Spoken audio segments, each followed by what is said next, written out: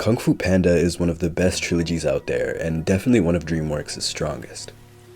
The one thing that sets them apart from so many other stories is their antagonists, specifically Tai Lung and Lord Shen.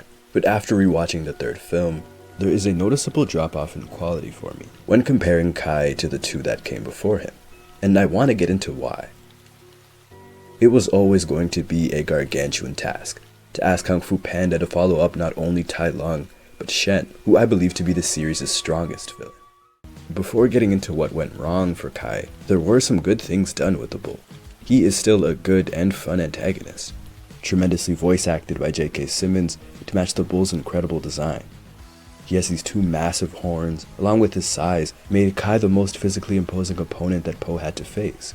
On top of that, he is strong. He has a great weapon in the chained blades and a truly great theme.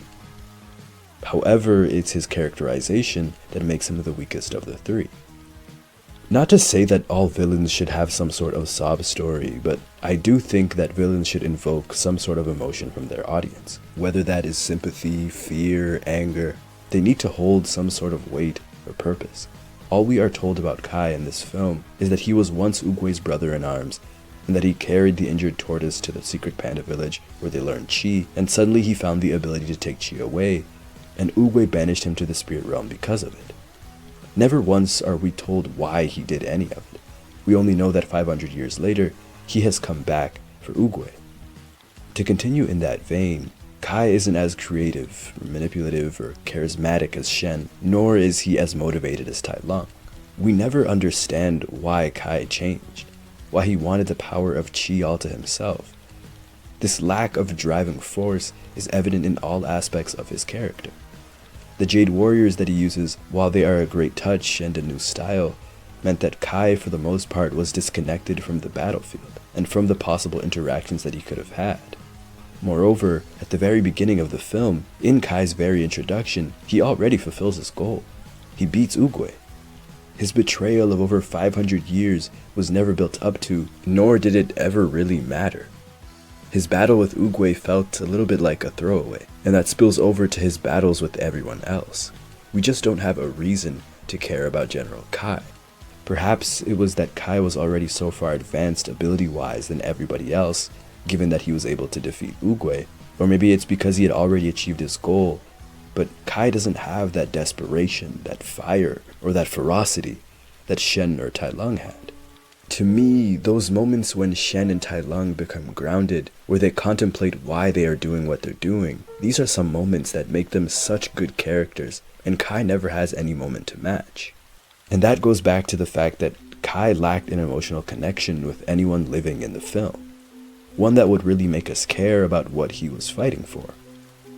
Kung Fu Panda is a series that likes to connect characters, especially thematically, and so much of this trilogy was about dissecting the theme of identity. The first film was about becoming the Dragon Warrior, assuming a new role, a new identity.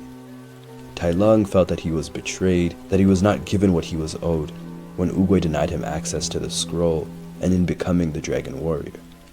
That identity, that role that he worked his entire life to achieve, was taken away from him, and Shifu, who had adopted the snow leopard, taken him in like his own son, never once defended his son's character, his son's honor. And that was also tied to Po stepping into this role without having the proper tools to do so, and yet believing in himself. Shen and Po were connected, as the peacock was the one who killed his mother and separated him from his family, from his identity. They were connected through the past, and through the ability to move on and live in the present, without vengeance or fear in one's heart, without letting the past define who he is and what he is. This film had no such connections between protagonist and antagonist. One interesting tidbit that this film introduced, which I thought there was room to really build upon, was the bond between Oogway, Kai, and Po. This movie was about finding oneself and mastering oneself. The film states that in order to master Chi, one must master oneself, and you must know who you are. Kai has mastered Chi. The way he takes Chi is by reversing the exact hand movements that are required to give Chi. How did Kai figure out how to do this? Did he master himself? Does taking away other people's Chi cost him anything? Does it maybe corrupt his spirit? As the film asks Po who he is, the film never asks Kai who he is. and we never learn who Kai is, and thus he never becomes a compelling opponent. Even if the bull turned out to be just an unrelenting force of nature that stalked Po until he was finally able to master Chi and himself, even that could have been a powerful antagonist for the panda, but yet we were given nothing. Ultimately, we are never connected with the bull, who could have been the yang to Oogway's yin, and who could have really explored much more of Oogway's mystique and all of his different abilities, thereby connecting us to the dragon warrior and what it means to truly embody the spirit of the dragon warrior.